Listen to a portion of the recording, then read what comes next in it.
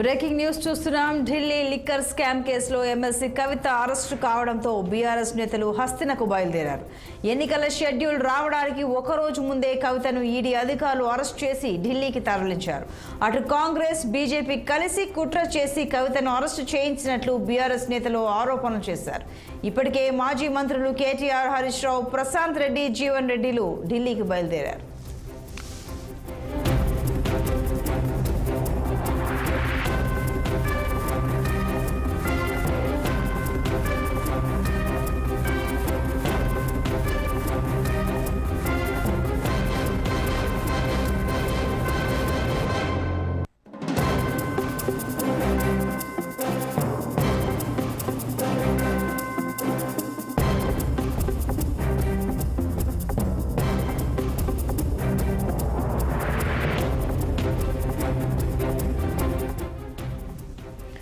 Delhi liquor scam కేసులో MLC కవిత arrest కావడంతో BRS నేతలు హస్తినకు బయలుదేరారు. ఎన్నికల షెడ్యూల్ రావడానికి ఒకరోజు ముందే కవితను ఈడీ అధికారులు అరెస్ట్ చేసి ఢిల్లీకి తరలించారు. అటు కాంగ్రెస్, బీజేపీ కలిసి కుట్ర చేసి కవితను అరెస్టు చేయించినట్లు బీఆర్ఎస్ నేతలు ఆరోపణలు చేశారు. ఇప్పటికే మాజీ మంత్రులు కేటీఆర్, హరీష్ రావు, ప్రశాంత్ రెడ్డి, జీవన్ రెడ్డిలు ఢిల్లీకి బయలుదేరారు. మరింత సమాచారం మా పొలిటికల్ బ్యూరో చీఫ్ రామ్ అందిస్తారు. రామ్, చెప్పండి. కవిత అరెస్ట్ చేయడంతో బీఆర్ఎస్ నేతలు హస్తినకు బయలుదేరారు. పలువురు మంత్రులు, మాజీ మంత్రులు అయితే ఢిల్లీకి బయలుదేరారు. ప్రజెంట్ సిచ్యువేషన్ ఏంటి, వివరాలు ఏంటి?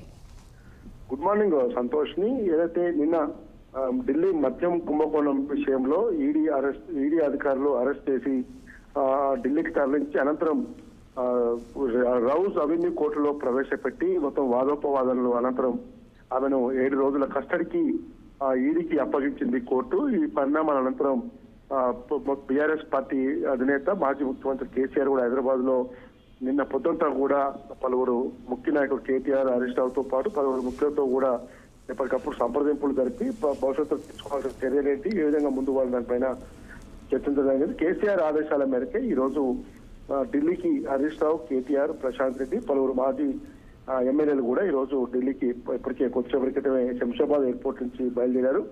ఏదేమైనా 7 రోజుల కస్టడీలో ఒక భాగం అయితే ఈ ఢిల్లీ లిక్కర్ స్కామ్ లో ప్రధాన నిందితురాలుగానే కవిత పేరు ఉందని చెప్పి ఈడీ అధికారులు వాళ్ళు చెప్పడం జరిగింది. అటు ఈడీ అధికారుల తరఫున వాదించిన అడ్వకేట్స్ కానీ, తర్వాత కవిత తరఫున వాదించిన అడ్వకేట్స్ కానీ ఎటకేలకు జస్టిస్ నాగపాల్ బెంచ్ ఏదైతుందో 7 రోజుల కస్టడీకి అప్పగిస్తూ రోజు ఇంటి భోజనమే ఇదే విధంగా, తర్వాత సాయంత్రం కుటుంబ సభ్యులను కూడా కలిసేందుకు అనుమతి ఇచ్చినట్టు తెలుస్తుంది. కాబట్టి ఈ ఢిల్లీ లిక్కర్ స్కామ్ లో ఇంకెవరెవరు వెనుక ఉన్నారు, దీని వెనుక రాజకీయ నాయకులు, ఇంకా వ్యాపారస్తులు. అలాగే ఓవైపు కస్టడీ కోరారు ఈడీ. మరి కవిత భర్త అనిల్ కి కూడా నోటీసులు జారీ చేసింది ఈడీ అని తెలుస్తుంది. వ్యక్తిగత సిబ్బంది కూడా నోటీసులు అందాయని సమాచారం. వాటి వివరాలు ఏంటి? సంతోష్ని, నిన్న సాయంత్రమే ఎమ్మెల్సీ కల్వకుంట్ల భర్త అనిల్ కుమార్ కూడా ఇదే కేసులో సంబంధించిన విచారించేందుకు ఈడీ నోటీసులు ఇచ్చింది. సోమవారం విచారణకు రమ్మని కూడా చేసింది. అయితే వ్యక్తిగత సిబ్బంది అనేది మాత్రం కూడా చెప్తున్నారు. అందులో ఒకరున్నారా, ఇద్దరున్నారా, అసలు ఎవరు అనేది మాత్రం ఎక్కడ కూడా బయటికి రాలేదు. కేవలం కవిత భర్త అనిల్ కుమార్ పేరు మాత్రమే బయటకు వచ్చింది. కాబట్టి రేపు సోమవారం విచారణకు ఎవరు హాజరవుతారు, ఏ విధంగా హాజరు ఉంటుందనేది మాత్రం పరిణామాలు చూడాలి. ఏమైనా కవిత లిక్కర్ స్కామ్ కేసు మాత్రం అటు సౌత్ గ్రూప్ లో ప్రధాన నిందితురాలుగా ఏమని ఉంది. కోట్లాది రూపాయలు దారి మళ్లించినట్టు తెలుస్తా ఉంది. 100 కోట్ల రూపాయలు ఆ పార్టీకి ఎన్నికల ఫండ్ కూడా ఇచ్చినట్టు తెలుస్తా ఉంది. ఇప్పటికే ఈ కేసులో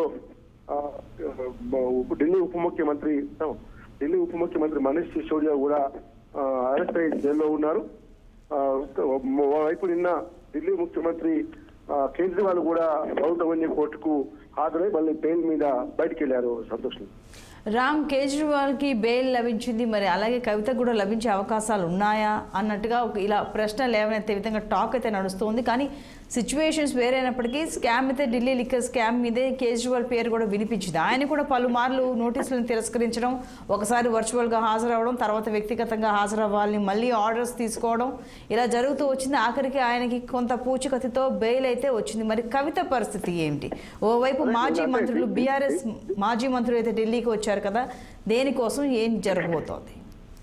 అంటే ఇప్పుడు 8 రోజుల కస్టడీ లోపు న్యాయపరంగా పోరాడతాను అని చెప్పిన కవిత ఓవైపు సుప్రీంకోర్టు తరపు ఆమె తరపు న్యాయవాదులు కూడా ఫర్దర్ గా ఏ విధంగా ముందుకు పోవాలి, 8 రోజుల కస్టడీ ఉండగానే కోర్టును ఆశ్రయించి, ఎందుకంటే ఇప్పటికే ఈ కేసు సుప్రీంకోర్టులో ఒకవైపు విచారణ జరుగుతున్న సమయంలో ఈడీ అధికారులు ఆమెను హైదరాబాద్కు వచ్చి సోదాలో విచారణ పేరుతో వచ్చి కస్టడీ అదుపులోకి తీసుకోవడం, దాన్ని సవాల్ చేస్తూ మేము కోర్టుకు పోతామని చెప్పి ఇప్పటికే చెప్పింది. తాజా పరిణామాల నేపథ్యంలో కూడా ఇంకా ఏ విధంగా కోర్టును ఆశ్రయించాలి, ఏ అంశాలపైన ఆశ్రయించాలి దాన్ని చర్చించేందుకే ఈ రోజు కేటీఆర్, హరీష్ రావు, ప్రశాంత్ రెడ్డి, మాజీ ఎమ్మెల్యేలు ఎంత కూడా ఢిల్లీకి చేరుకుని ఇప్పటికే ఢిల్లీలో ఎంపీలు కేఆర్ సురేష్ రెడ్డి, వద్దిరాజు రవిచంద్ర, బడుగు లింగయ్య యాదవ్, తర్వాత మాజీ మంత్రి సత్యవతి రాథోడ్ అందరూ కూడా ఢిల్లీలోనే మకాం వేశారు. సంతోషి రామ్, అలాగే ఇప్పుడు రాజకీయ పరంగా చూసుకుంటే ఇప్పుడు అధికారంలో తెలంగాణలో ఉన్న పార్టీ కాంగ్రెస్ వచ్చేసి ఇది ఎన్నికల స్టంట్ అంటోంది.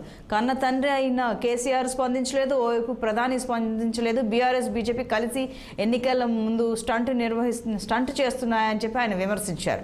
పొలిటికల్గా ఈ విమర్శలు వస్తూ ఉన్నాయి. ఇటు కాంగ్రెసే కాదు అటు బీజేపీ కూడా ఇటువంటి విమర్శలే చేసింది. అంటే పొలిటికల్గా ఇప్పుడు కవిత ఇష్యూని ఎవరు వాడుతున్నారని అనుకోవాలి. అంటే ఇది ఢిల్లీ లిక్కర్ స్కామ్ అనేది తాజాగా ఇప్పటికిప్పుడు వచ్చిన ఇష్యూ కాదు, 15 నెలల క్రితం నుంచి ఇది వచ్చింది. అయితే ఎన్నికల షెడ్యూల్ ఒక రోజు ముందే ఈ రోజు ఈ అరెస్టు పరిణామం వెనుక అటు అన్ని రాజకీయ పార్టీలు స్పందించారు. నేను ముఖ్యమంత్రి రేవంత్ రెడ్డి కూడా ఎన్నికల షెడ్యూల్ ముందే కవితను అరెస్ట్ చేసాం, ఎన్నికల డ్రామా అని చెప్పి కనీసం కేసీఆర్ ఇప్పటి వరకు నోరు మెదపలేదు, మోడీ కూడా ఈ ఇష్యూ పైన నోరు మెదపలేదు అని చెప్పి కామెంట్ చేశారు. మరోవైపు బీజేపీ కూడా ఎన్నికలకు దీనికి సంబంధం లేదు, ఈడీ, సిబిఐ అన్ని సంస్థలు కూడా స్వతంత్ర సంస్థలు కాబట్టి గత కొన్ని రోజులు నడుస్తున్న ప్రాసెస్ లో భాగంగా చేశారని చెప్తున్నారు. బీఆర్ఎస్ మాత్రం ఈ రోజు బీజేపీ, కాంగ్రెస్ కలిసి ప్రాంతీయ పార్టీ బీఆర్ఎస్ ను రాజకీయంగా కుట్ర తీయాలి, ఉన్న నేతలందరినీ మానసికంగా ఇబ్బంది పెట్టాలనే దాంతో కక్షాదింపు చర్యలో భాగంగా చేశారని చెప్పి ఆరోపిస్తున్నారు. సంతోషం. Right Ram, thank you.